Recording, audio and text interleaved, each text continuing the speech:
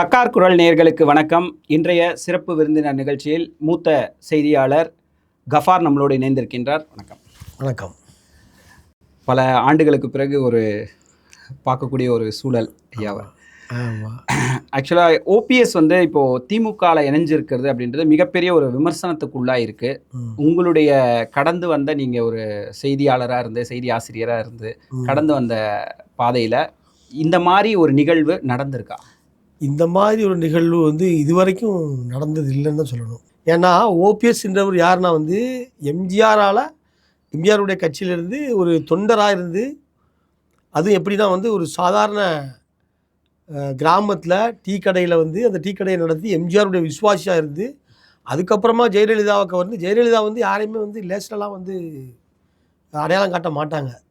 ஜெயலலிதா ஒருத்தர் அடையாளம் காட்டுறாரு, அவர் எந்த அளவுக்கு ஒரு மதிப்பீடு வச்சுருப்பாரு, அந்த மதிப்பெல்லாம் பெற்றவர். ஏன் அடையாளம் காமிச்சாங்கன்னா, இவரும் நம்மளை மாதிரி திமுகவுடைய முக்கிய எதிரி. முதலமைச்சராக இருக்கும்போது எம்ஜிஆர் படிக்கக்கூடிய பத்திரிகை தினகரன், அதை படித்து பார்த்தா ஆக்ஷன் எடுப்பார். ஏன்னா அதில் அமைச்சரை பற்றிலாம் செய்தி போடுவாங்க.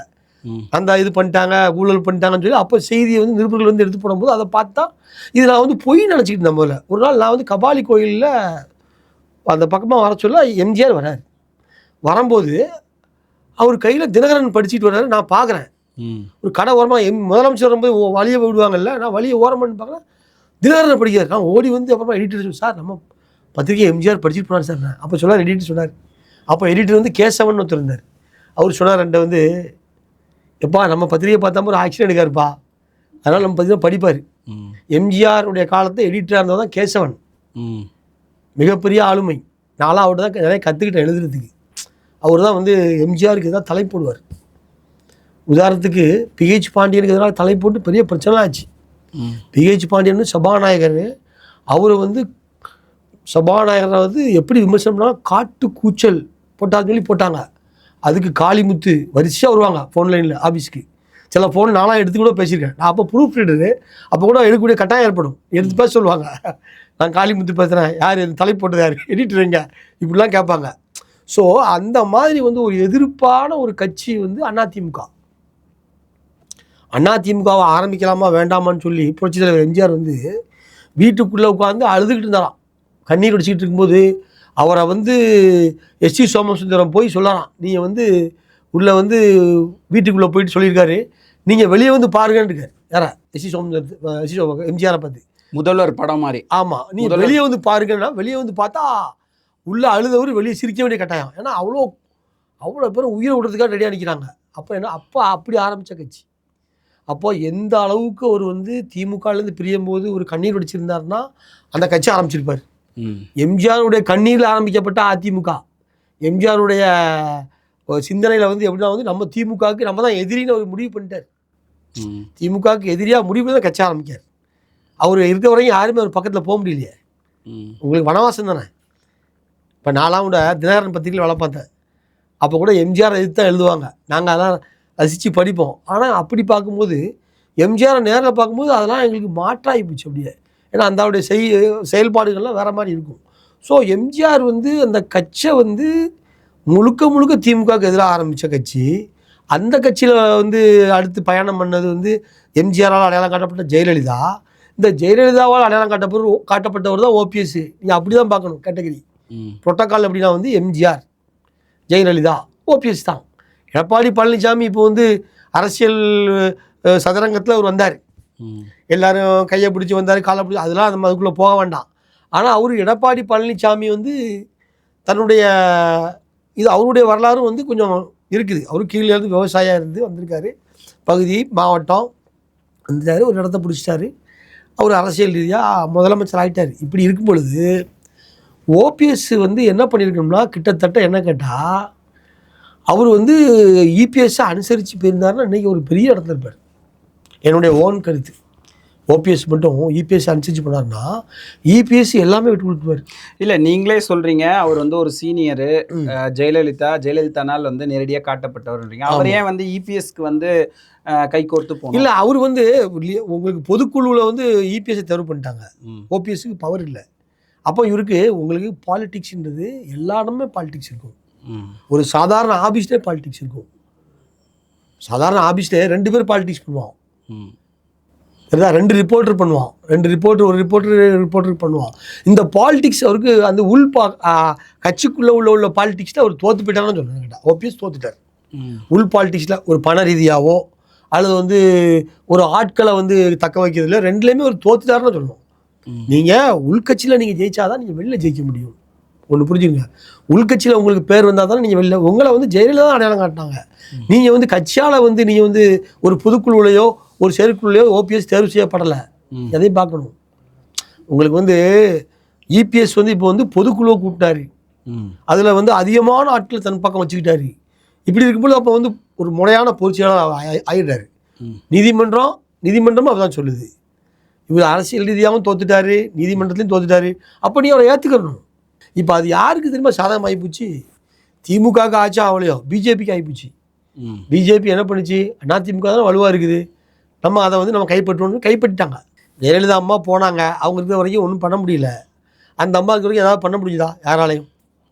ஈவன் திமுகவால் கூட அவங்க ஆர்ப்பாட்டம் உடனே கலைஞரே பிடிச்சாங்க. அவங்க அந்த அம்மா சகாச்சார பிடிச்சி உள்ளே வச்சாங்க. அது அரெஸ்ட் பண்ணால் ரொம்ப வீரியமாக இருந்தாங்க ஜெயலலிதா. வந்து அவங்களுடைய வீரியத்துக்கு நிகர் அவங்க தான் போல் தெரியுது, வேறு யாருமே தலைவர்கள் அப்படி பண்ணலை.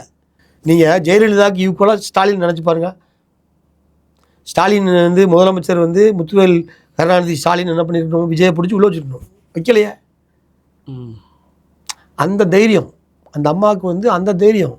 ஆனால் கலைஞரோ ஸ்டாலினோ அது வந்து யோசிப்பாங்க, ரொம்ப யோசிச்சு தான் அந்த முடிவு பண்ணுவாங்க. அவங்க இப்படிப்பட்ட அஇஅதிமுக கட்டுக்கோப்புன்னு நினைக்கிறோம், எல்லாமே இருந்துச்சு. ஜெயலலிதாவோட அந்த கட்டுக்கோப்பு முடிஞ்சிச்சு. இன்னைக்கு ஓபிஎஸ்ஸே போயிட்டு திமுக ஜெயலலிதாவோட கட்டுக்கோப்பு முடிஞ்சிட்டுனா இவங்களுக்குள்ள ஒற்றுமே இல்லையே. அதான் 5 துண்டாகி போச்சு. ஓபிஎஸ், இபிஎஸ், தினகரன், சசிகலா, அப்புறமா வந்து இன்னொரு 5 பேர் கமிட்டி ஒன்று இருக்குது, ஒரு ஒருங்கிணைப்பு கமிட்டி ஒன்று இருக்குது. அந்த கமிட்டி வேறு தனியாக சுற்றிக்கிட்டு இருக்குது. புகழேந்தி இந்த மாதிரி 2-3 பேருக்கு அவங்க தலைமையில் நாங்கள் அவங்கள சேர்க்க போகிறோம். ஜெயசிடி பிரபாகரன் கடைசியில் வந்து அவரும் அவங்க கட்சியை விட்டு வெளிலே வந்துட்டார். ஜெயசிடி பிரபாகரன் போய் அங்கே போய் தாவேக்கால போய் சேர்ந்தார். அவங்களாம் ஒரு கமிட்டி வச்சுருந்தாங்க தனியாக, அதாவது ஒருங்கிணைப்பு குழு எல்லா பக்கமும் பேச்சு நடத்துறதுக்கு. நான் என்ன சொல்கிறேன்னா, அதிமுகன்றது தோற்றுவிக்கப்பட்ட காலம், அதிமுக வந்து தோற்றுவிக்கப்பட்ட ஒரு தருணம், அதாவது எதுக்காக வேண்டிய தோற்றுவிக்கப்பட்டுன்றது அர்த்தமே இல்லாமல் ஆக்கிட்டாங்களே இவங்க. இப்போ ஜெயலலிதாவை எம்ஜிஆர் அடையாளம் காமிச்சார், கொள்கை பரப்பு செயலாளராக நியமித்தார், அப்போமே அடையாளம் காமிச்சார். அதுக்கப்புறம் அவங்க தான் முடிவாகி போச்சு. ஜெயலலிதா தான், எம்ஜிஆருக்கு அப்புறம் ஜெயலலிதா முடிவாகி போச்சு. அப்புறம் அதிமுக அவங்க கையில் போயிட்டு அவங்க தான் இருந்தாங்க. அவங்க இருந்த வரைக்கும் யாருமே எதுவும் பண்ண முடியல. அதுக்கப்புறம் நீங்கள் அந்த அம்மா யாரையும் அடையாளம் காமிக்கல. அப்படி அடையாளம் காமிச்சால் ஓபிஎஸ். அப்போ அந்த ஓபிஎஸ் என்ன பண்ணணும்? ஜெயலலிதா பார்த்த வேலையை பார்க்கணும்ல. ஜெயலலிதா என்ன பண்ணாங்க, இவ்வளோ கட்டுக்கோப்பாக வச்சுருந்தாங்க கட்சை. அந்த இடத்துக்கு நீங்கள் வரணும்ல. உள் பாலிடிக்ஸ் பண்ணி நீ ஜெயிக்கணும்ல. உள் பாலிடிக்ஸ் பண்ணி ஜெயிக்கலை, கட்சியில் இடத்த பிடிக்கல. இபிஎஸ் எப்படியோ ஒரு இடத்துல வந்து பிடிச்சிட்டாரு. இபிஎஸ் எப்படி பிடிச்சாருன்னு அவரு ஒரு பொதுக்குழுலாம் கூடி தான் அவரை தேர்வு பண்ணியிருக்கு. அப்படி இருக்கும் பொழுது இந்த மாதிரி கட்சியில் ஒரு நபர் வந்து போய் திமுகவில் போய் சேர்ந்துருக்காருன்னா எவ்வளோ பெரிய ஒரு ஒரு ஒரு என்னது ஒரு பெரிய இழப்புன்னு சொல்ல மாட்டாங்க. இது அதிமுகவுக்கோ இவங்களுக்கோ இழப்புன்னு சொல்ல மாட்டாங்க, புரியுதா? இப்போ வந்து எங்கன்னா அடுத்த ஒரு முற்றுப்பெற்றா ஒன்று ஆரம்பிக்கணுவாங்க, ஒன்று முற்றுப்பெற்றா ஒன்று ஸ்டார்ட் ஆகணுவாங்க. திமுக ஒன்று ஸ்டார்ட் ஆகிருக்கும், இப்போ டிஎம்கேல இப்போ ஒன்று ஸ்டார்ட் ஆகிருக்கும். இப்படி எல்லாருமே வந்தாங்கன்னா ஏற்கனவே டிஎம்கேல உழைச்சவங்களாம் இருக்கான், அங்கே டீ வாங்கி குடிச்சிட்டு போஸ்டர் ஓட்டவங்களாம் இருக்காங்க. அவன் எங்கே போவான்? அவன் கருப்பட்டிக்கா போவான் சொல்லுங்கள்?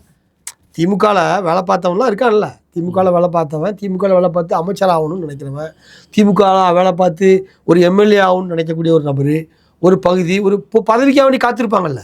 கண்டிப்பாக. இப்போ அங்கே நெருக்கடி வரும்ல உங்களுக்கு. வந்து உங்களுக்கு இது வந்து எப்படி சொல்கிறதுனா வந்து இந்த பக்கம் உள்ள கூட்டம் இந்த பக்கம் வரும்போது இந்த பக்கம் நெருக்கடி தான் யார் முன்னாடி போகிறதுன்றது மாதிரி தான். ஏற்கனவே ஒரு கூட்டம் இருந்துக்கிட்டு இருக்கு, இந்த கூட்டம்லாம் அங்கே வந்தால் இந்த கூட்டம் எங்கே போகும்? அப்புறமா இன்னொன்று இருக்குது. இப்படி எல்லாருமே இங்கே வந்து அப்போ யார் தான் எதிர்கட்சி? இப்போ ஓபிஎஸ் வந்து திமுகவில் வந்து இணைஞ்சிருக்காரு. திமுகவில் இணைஞ்சது வந்து ஓபிஎஸ்க்கு லாபமா, இல்லை வந்து அதிமுகவுக்கு நஷ்டமா, இல்லை மக்களுக்கு இதனால் என்ன பயன் இருக்கு? இதால் மக்களுக்கு எந்த பயனுமே கிடையாது. இது வந்து ஓபிஎஸ்க்கு தான் வீழ்ச்சி, திமுகவுக்கும் வீழ்ச்சி. ஓபிஎஸ்க்கு முதல் வீழ்ச்சி, திமுகவுக்கு 2வது வீழ்ச்சி, புரியுதா? ஓபிஎஸ் வந்து அவரை வந்து எப்படியுமே அவர் வந்து அவரோட பிராண்டே வந்து பிஜேபி பிராண்டு. அந்த பிஜேபி பிராண்டு அண்ணாடிஎம்கே பிராண்டை விட்டு ரவுண்டாரு. அண்ணாடிஎம்கே தான் முதல் பிராண்டு, பிஜேபி 2வது பிராண்டு. பிஜேபியுடைய ஆளாக தான் அவர் அங்கே போவார், பார்ப்பார். ஒரு பையனே எம்பி ஆக்கினார், பல வேலைகள் பண்ணார். இது வந்து ஓபிஎஸ் உடைய தாத்பரியம். என்ன கேட்டால் அது வந்து என்ன சொல்லலாம்னா அஸ்திவாரத்தை தூக்கி போட்டு போயிட்டார். அவர் அஸ்திவாரத்தை இப்படி யாருக்கு இப்போ பொதுமக்களாக என்ன நினைப்பாங்க, இவர் ஒரு என்ன அரசியல்வாதி இப்படி பண்ணுறாரு. அவருடைய ஆதரவாளர்கள் நிறைய பேர் இன்றைக்கி வந்து அதிமுக போய் சேர்ந்துட்டு இருக்காங்க. இன்றைக்கி நான் ஊடகங்களில் பார்த்தேன், சமூக ஊடகத்தில் பார்த்தேன் காலையில் எல்லாருமே அவர் கூட இருந்தவங்களாம் போய் அதிமுக போய் சேர்ந்துட்டு இருக்காங்க எடப்பாடிகிட்ட போயிட்டு. அப்போ அந்த அளவுக்கு தன்னுடைய ஆட்களே இழந்தவர் எப்படி மக்கள் ஆதரவு பெறுவார்? கஷ்டம். இப்போது அஇஅதிமுக வந்து இவர் வந்து ஒரு 3 தடவை வந்து முதலமைச்சராக இருந்தவர், 3 முறை ஒரு முதலமைச்சராக இருந்தவர். மாற்று கட்சிக்கு போயிட்டு ஒரு புது கட்சி சார்ந்து கூட அவர் வந்து போய் சேரல. அவரே கொண்டு போய் இணைக்கிற அளவுக்கு அவருக்கு பதவி ஆசை வந்து மிகப்பெரிய உற்சவத்துக்கு போச்சா, இல்லை பணம் ஆசை போச்சா, இல்லை இந்த கட்சியை வந்து டேமேஜ் பண்ணணும் நான் போய் சேர்ந்து காட்டுறேன்னு பண்ணியிருக்காரா? அவர் வந்து முழுக்க சுயநலம். இது வந்து எப்படின்னா வந்து இவர் வந்து எவ்வளோ முயற்சி பண்ணி பார்த்தார். பாஜக மூலமாக எப்படியாவது நம்ம வந்து அங்கே உள்ளே போயிடலாம், அதிமுகவில் நம்ம ஓபிஎஸ் அணியாகவே இருந்தே நம்ம பயணம் பண்ணலாம்னு சொல்லி அவர் தினகரன்ட்டெல்லாம் பேசி முடிச்சிட்டாரு. தினகரன்லாம் ஓரளவுக்கு ஓகே பண்ணிட்டாரு. ஆனால் எடப்பாடி பழனிசாமி வந்து பச்சை கொடி காமிக்கிறாப்புல இல்லை. எடப்பாடி பழனிசாமி வந்து டைரெக்டாக மட்டும் கிடையாது, அங்கேயே சொல்லிட்டு டெல்லிக்கே சொல்லிட்டாரா அவரெல்லாம் அங்கே நாங்கள் சேர்த்துக்கிறவே மாட்டோம். நாங்கள் தான் இவருக்கு என்ன ஆபத்துனா நம்ம பதவி பெறுமோன்ற ஆபத்து இவருக்கு. ஓபிஎஸ் உள்ள வந்தாரா ஓபிஎஸ் வச்சு கேம் கொடுத்துருவாங்க பிஜேபி, அந்த பயம் இவருக்கு. அதனால் முதலே வேணாண்டார், ஆரம்பமே வேண்டாம் அப்படின்னு சொல்லி முடிவு பண்ணி கங்கணம் கட்டியிருக்காரு. ஓபிஎஸ் முழுக்க காரணமே இபிஎஸ் தான். இப்போ போதுமா, ஓபிஎஸ் திமுகவில் போய் சேர்றதுக்கு முழு காரணமே இபிஎஸ் தான். இல்லை ஆக்சுவலாக பார்த்தீங்கன்னா பிஜேபி ஒரு கட்டத்தில் வந்து இபிஎஸ்ஸே வந்து காலி பண்ணிடுவாங்க, ஓபிஎஸ்ஸை கையில் எடுத்துருவாங்கன்னு இபிஎஸ் பயப்படுறாரு. ஆனால் திமுக வந்து எந்த பயமும் இல்லாமல் வந்து ஓபிஎஸ் எடுத்திருக்காங்களே, அது என்ன காரணம்? திமுக வந்து ஓபிஎஸ் கிடையாது, இபிஎஸ் தான் கூட சேர்த்துக்கிடுவாங்க. அவங்களுக்கு அதிமுகன்ற கட்சி வந்து எம்ஜிஆர் ஆரம்பித்த கட்சியை வந்து திமுக வாக்கணும்னு தான் முயற்சி பண்ணுவாங்க. திமுகலேருந்து பிரிஞ்சவர் தான் எம்ஜிஆர், திமுகலேருந்து பிரிஞ்சு போன கட்சி தான் அதிமுக. அந்த அதிமுகவை திமுகவை மாற்றணும்னு நினைப்பாங்க திமுக, புரியுதுங்களா? இதுதான் வந்து திமுகவுடைய தாத்பரியம். நான் சொல்கிறேன், ஒரு திமுகன்ற கட்சி தான் இருந்துச்சுங்க, திராவிட முன்னேற்ற கழகம். இது வந்து நீதி கட்சியாக ஆரம்பித்து அந்த கட்சியில் தான் அண்ணா வந்து பயணம் பண்ணார். பெரியார் வந்து கொள்கை ரீதியாக வந்து ஒன்றே குலம் ஒருவன தேவன் அண்ணாதுரை வந்துட்டார். அவர் வந்து பெரியார் வந்து கடவுள் மறுப்பு கொள்கையால் அவர் தனி இயக்கம் நடத்தினார். இப்போ இந்த திமுக உடையும் போது எவ்வளோ கஷ்டப்பட்டுருப்பார் கலைஞர், நீங்கள் அதையும் பார்க்கணும்ல. திமுக உடையும் போது அதிமுக ஆகும்போது எவ்வளோ கஷ்டப்பட்டுருப்பார். 13 வருஷம் வனவாசத்தில் இருந்தவர், அதிமுகவால் பதவி பிடிக்க முடியாமல் இருந்தவர், புரியுதுங்களா? அப்போ அவன் திமுக வந்து அதிமுக இருக்குன்னு நினைக்க மாட்டாங்க, திமுக மாறந்தான் நினைப்பாங்க. அப்படி மாறும்பொழுது இந்த ஆள் வந்து சேர்றது அது ஒரு பாட்டு தான், இது ஒரு பாட்டு. உங்களுக்கு இனிமேல் தேசிய கட்சிகள் தான் என்ன கேட்டால் எதிர்கட்சியாக மாறக்கூடிய வாய்ப்புகள் இருக்கும். இப்படியெல்லாம் வந்தாங்கன்னா திமுக அதிமுக இந்த எடப்பாடி பேர் ஏதாவது வச்சுருப்பாங்க, தேசிய கட்சி அவன் எதிர்கட்சி ஆகிடுவான், பாஜகவோ காங்கிரஸோ அவன் எதிர்கட்சி ஆகிடுவான். ஓபிஎஸ் வந்து ஒரு 2 மணி நேரம் வந்து பல விளக்கங்கள் கொடுத்தாரு. அதே போல் வந்து நான் வந்து என்ன பண்ணணும், நான் வந்து சன்னியாசியை போகணுமா அப்படின்ற அளவுக்கு வந்து அவர் ஒரு வேதனையும் இதையும் வெளிப்படுத்தினா, நான் நிறைய முயற்சிகள் எடுத்துட்டேன், பாரதிய ஜனதாவும் நிறைய முறை வந்து என்னை கூப்பிட்டு பேசிட்டாங்க, நானும் அவங்களை அணுகி சொல்லிட்டேன், ஆனால் இபிஎஸ் வந்து எதுக்கும் வந்து ஒத்து வர மாட்டாரு. அப்போ இபிஎஸ் செய்தது சரியா? இபிஎஸ் செய்தது சரிதானே. இப்போ நீங்கள் அந்த இடத்துல தான் பண்ணுவீங்க, நீங்கள் முதலமைச்சர் அந்த இடத்த பிடிச்சிருக்கீங்க பதவியை, உங்கள் பதவி கீழே வெடி வைக்க போகிறாங்கன்னா நீங்கள் அந்த வெடியை வைப்பீங்களா? நீங்களே வெடி வச்சுக்கிறீங்களா உங்களுக்கு? நீங்கள் இப்போது அவர் வந்து ஓபிஎஸ் உள்ளே வந்தாலே அவர் என்ன நினைக்காரு, வந்தானாலே நமக்கு பிரச்சனை. அவர் என்ன சொல்கிறாரு, இபிஎஸ் வந்து கட்சியில் இருந்து போன துரோகிகள்ன்றார். இவங்கள யார, இந்த அம்மாவை, சின்னம்மாவை, சசிகலாவை, அப்புறமா வந்து தினகரனை, இவங்கெல்லாம் அப்படி சொல்லி இப்போ தினகரனோட இப்போ சேர்ந்தார பிஜேபியுடைய நெருக்குதல்னால இப்போ வந்து கூடி குழாவுறாரு, இப்போ பேசிகிட்டு இருக்காரு. அது வந்து தேர்தல் கால கூட்டணின்னு வச்சுக்கலாம், அப்படி போய்கிட்டு இருக்கு. இதுக்கு முன்னாடி என்ன சொன்னார் அவர் இபிஎஸ் வந்து, கட்சியிலேருந்து போன துரோகிகளுக்கு இங்கே இடம் இல்லைன்னாரு. கட்சி ஆஃபீஸ்க்குள்ளே உள்ள விடல, அதிமுக ஆஃபீஸ்க்குள்ளே விடல. அவங்களுக்கு வந்து அப்படி இருக்கும்பொழுது அவர் எப்படி இபிஎஸ் வந்து அதை வந்து அங்கீகரிப்பார்? அவர் இப்போ வந்து பாஜகட்ட உள்ள கோரிக்கை, இவருடைய கோரிக்கை, மெயின் கோரிக்கையை சேர்க்க மாட்டேன்றது தான். இப்போ நான் சொல்லட்டுமா, இன்னொரு தகவல் சொல்லட்டுமா, என்னுடைய அனுபவத்தில் சொல்கிறேன். இப்போ அதிமுகவில் பாஜகவுக்கு நிறைய தொகுதி விட்டு தரணுமா, ஓபிஎஸ் வரக்கூடாதுன்னு இருப்பாங்க, போதுமா? இப்படின்னு சொல்லிப்பார் இபிஎஸ். உங்களுக்கு தொகுதி நிறைய வேணுமா, ஓபிஎஸ் வேணான்னு இருப்பார். இந்த மாதிரிலாம் பேசியிருப்பார் இபி. ஏன்னா அது வந்து ஒரு மிகப்பெரிய ஒரு பதவி, பொதுச்செயலாளர் பதவின்றது சாதாரணமான பதவி. அதிமுக பெரிய கட்சி. எம்ஜிஆர், ஜெயலலிதா, அதுக்கப்புறம் ஓபிஎஸ் வந்து இபிஎஸ் மாதிரி தேர்வு பெற்றவர் கிடையாது. இப்பவும் சொல்கிறேன், அவர் அடையாளம் காட்டப்பட்டவர் தான். 3 முறை முதலமைச்சர் ஆனார்னா ஜெயலலிதாவால் தான் முதலமைச்சர் ஆனார். அவர் வந்து எம்எல்ஏக்களால் தேர்வு பண்ண முதலமைச்சர் கிடையாது. அது ஒத்துக்கிறீங்களா? கண்டிப்பாக. அது வந்து ஒரு நிறைய பேர் அதை இப்போ சொல்லவே மாட்டாங்க. முதலமைச்சர் ஆனார் 3 தடவை. எப்படி ஆனார்? அம்மா ஆசீர்வாதம் பண்ணாங்க. ஜெயலலிதா அம்மா ஆசீர்வாதம் பண்ணி முதலமைச்சர் ஆக்கினாங்க இல்லையா? ஆனால் இவர் அப்படி இல்லை. இவர் பொதுச்செயலாளராக வந்து தேர்வு செய்யப்பட்டார் பொதுக்குழுல செயற்குள்ள எடப்பாடி பழனிசாமி. 1. 2வது முதலமைச்சராக 4 வருஷம் ஓட்ட மாட்டார்னு நினச்சாங்க. இன்னும் போயிடும் வண்டி, அண்ணா போயிடும். எப்படி ஓட்டினார் 4 வருஷம்? கொரோனா பீரியடில் எடப்பாடி பழனிசாமி செய்த ஆட்சி மக்களுக்கு பிடிச்சிருந்துச்சி. அதனால தான் 60 எம்எல்ஏ வந்திருக்காங்க. அது என்னன்னா, ஓபிஎஸ்க்கு வந்து ஆதரவு ஆட்களும் மிக குறைவு. அதே போல போடி அவருடைய தொகுதியில கூட அவருக்கு வந்து நல்ல பேர் இல்லைன்னு சொல்றாங்க. அப்படி இருக்கிற பட்சம் திமுக இணைக்கிறதுக்கான காரணம் என்ன? திமுக இணைக்கிறதான காரணம் என்னென்னா, அங்கே அந்த ஒரே இது வந்து தங்க தமிழ்ச்செல்வன் தான் அந்த ஏரியாவில் அவருக்கு வந்து ஆப்பனண்ட் வந்து இருந்தார். அவர் திமுகவுக்கு எப்பவுமே வந்துட்டார். அவர் திமுகவில் வந்து மிகப்பெரிய பொறுப்பில் இருக்கார். அதனால் வந்து அந்த மாவட்டத்தை ஃபுல்லாக திமுக மயமாக்குன்னு நினைப்பாங்களா இல்லையா? அவங்க அந்த மாவட்டம் திமுக மயமாக்கணும்னா இப்போ ஓபிஎஸ் வந்தாலும் அவர் மகனும் ஆட்டோமேட்டிக்காக அங்கே வந்துடக்கூடாது இல்லையா? அவர் மகனுக்கு எம்பி பதவி கேட்பார் உச்சபட்சமாக. அவருக்கு வேறு எதாவது அவர் பதவி கேட்பாரா கேட்க மாட்டாருன்னா அவருக்கு தெரிஞ்சதான். அவருக்கு பதவி இல்லாட்ட கூட அவர் பையனுக்கு பதவி வேணும். ஃபேமிலியில் ஒரு பதவி இருக்கணும். ஏன்னா அவர் அந்த நீ இப்போ கேட்டிங்கல்ல, அவர் எதுக்காக வேண்டி அந்த கட்சிக்கு போனார்னு சொல்லி. அவர் வந்து ஒரு சாதாரணமான ஆளாக வந்து கட்சியில் இல்லை. அவர் வந்து ஒரு மிகப்பெரிய பதவியில் 3 முறை முதலமைச்சராக இருந்தவர். அட்லீஸ்ட் தன்னுடைய பையனையாவது பதவியில் வச்சு அழகு பார்க்க நினைப்பார்ல. அப்போ அதுக்கான தகுந்த கட்சி இப்போ எது? அது திமுகவோ அவர் நினைக்காரு. திமுக தான் அந்த கட்சி. தாவேகாவோ காங்கிரஸோ பாஜகவோ கிடையாதுன்னு அவர் முடிவு பண்ணிட்டார். பாரதிய ஜனதா கட்சியினுடைய ஒரு தூண்டுதலின் பேர்ல தான் வந்து திமுகவில் வந்து ஓபிஎஸ் இணைஞ்சிருக்காரு அப்படின்றது மிக எல்லார் வாயிலுமே இருக்கக்கூடிய ஒரு பேச்சா இருக்கேன். அப்படிலாம் அது மிகப்பெரிய தவறு. அதை திமுக வந்து நீங்கள் சும்மா நினைக்காதீங்க. 5000 ரூபாய் எப்படி போட்டார்? 5000 ரூபாய் எப்படி அளித்தார் பொதுமக்களுக்கு முதலமைச்சர்? நம்ம உளவுத்துறை இருக்க சாதாரணமான உளவுத்துறை கிடையாது.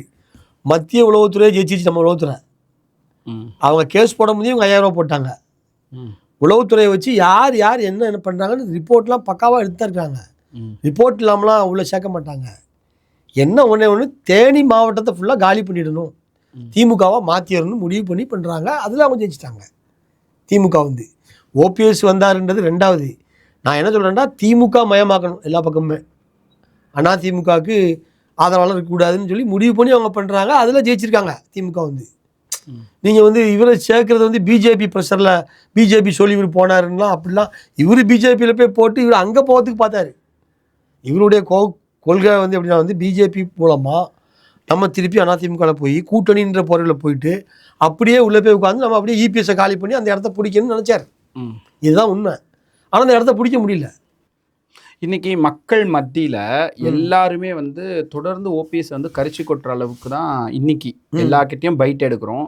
எடுக்கும்போதெல்லாம் அவர் வந்து ஒரு அரசியல் கட்சிக்கு இருக்கிற தகுதி இருக்கா அப்படின்ற அளவுக்கு கேட்க, இது வந்து பின்னடைவு வந்து திமுகவுக்கு ஏற்படுத்தாதா? கண்டிப்பாக பின்னடைவு ஏற்படுத்தும். இப்போ ஏற்படுத்தாது, இப்போ தெரியாது. வந்து இப்போ உங்களுக்கு இப்போ வந்து தேனி மாவட்டத்தில் திமுக யோசிச்சுட்டு வந்துருப்பான். என்னப்பா பெரிய ஓபிஎஸ்க்கு வந்துட்டாரு, நம்ம கதை என்ன ஆக போகுது, புரியுதா?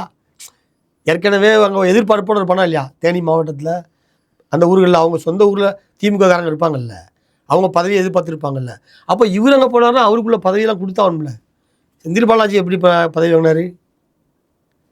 நல்லா பாருங்கள், நீங்கள் வரலாறு எடுத்து பார்த்தீங்கன்னா தெரியும். அதிமுகலேருந்து யாரெல்லாம் திமுக வரலாம் அவங்களாம் பதவியில் இருப்பாங்க. அதே மாதிரி திமுகலேருந்து யாரெல்லாம் அதிமுக அவங்களாம் பதவியில் இருப்பாங்க.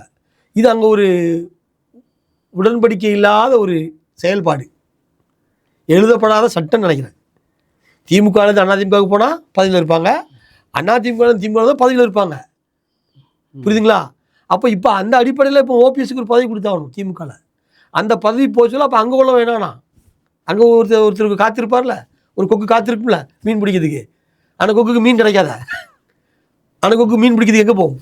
அவர் இப்போ ஒரு 117 எம்எல்ஏக்கள் இருக்காங்க, இல்ல வந்து ஒரு 37 மாவட்ட செயலாளர்கள் இருக்காங்கன்னா, அஇஅதிமுகல இருந்து திமுகவுக்கு வந்தவங்க பேர் தான் பாதி பேர் இருக்காங்க. ஏவா வேலு எடுத்து ஆரம்பிச்சு, செந்தில் பாலாஜி ஆரம்பிச்சு பலர் வந்து அதிமுகல இருந்து வந்தவங்க தான். ஆனா நீங்க சொல்ற மாதிரி திமுகல இருந்து அதிமுகவுக்கு போனவங்களுக்கு எத்தனை பேருக்கு பதவி கொடுத்துருக்காங்கன்னு நீங்க நினைக்கிறீங்க?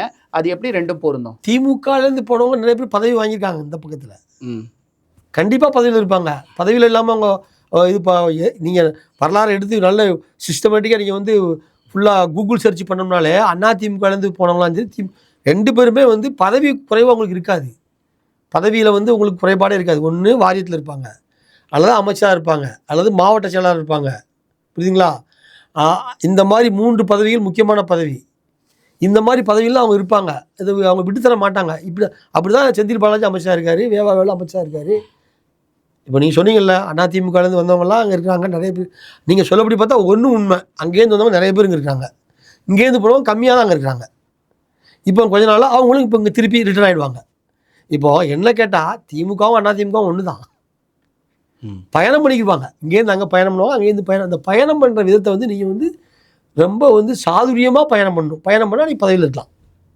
திமுகலேருந்து சாதுரியமாக பயணம் பண்ணால் அதிமுக பதவியில் இருக்கலாம். அதிமுகலேருந்து சாதுரியமாக பயணம் பண்ணிங்கன்னா திமுக பதவியில் இருக்கா. நீங்கள் அந்த சாதுரியத்தை நீ கற்றுக்கணும். அதுதான் அரசியல் தமிழ்நாட்டில். தேமுதிக எத்தனை சதவீதம் ஓட்டு இருக்குன்னு தெரியல. அதே போல ஓபிஎஸ் இது போன்ற எல்லாரையுமே திமுகவை இணைக்கும் போது திமுக கட்சியில கூட்டணி பலம் அதிகமா இருக்கக்கூடிய ஒரு சூழல்ல கூட்டணி கட்சிகள் இவங்களை நம்பி இருக்காங்களா, அவங்களுக்கு இந்த டைம் சீட் எப்படி ஒதுக்குவாங்க? குறைச்சிட்டு இருக்கிறதா ஒரு தகவல் இருக்கு. அவங்க இதுவரைக்கும் இந்த கூட்டணியில வந்து எந்த விதமான பிளவுமே இல்லை. அதாவது முதலமைச்சர் ஸ்டாலின் வந்து என்ன சொல்றாரோ அதெல்லாம் அவங்க வந்து காது கொடுத்து கேட்டு அதுக்கேற்ற மாதிரி நடந்துக்கிறாங்க. அதனால இப்போ வந்து இவங்க சேரும்போது அதையும் அவர் சொல்லுவார். இந்த மாதிரி கூட்டணியில் கொஞ்சம் பஸ் நெருக்கடியாக இருக்குது, கொஞ்சம் சீட்டில் அட்ஜஸ்ட் பண்ணி உட்காருங்க, 2 பேர் சீட்டில் 3 பேர் உட்காந்துக்கிறேன்னு சொல்லுவார் அவர். புரியுதா? 2 பேர் போகிற சீட் தான் இருக்குது, பட் 3 பேர் ஒன்றரை சீட்டில் உட்காந்து அடி போகலாமேன்னு. அதுக்கு அவங்க சரின்னு தான் சொல்லுவாங்க.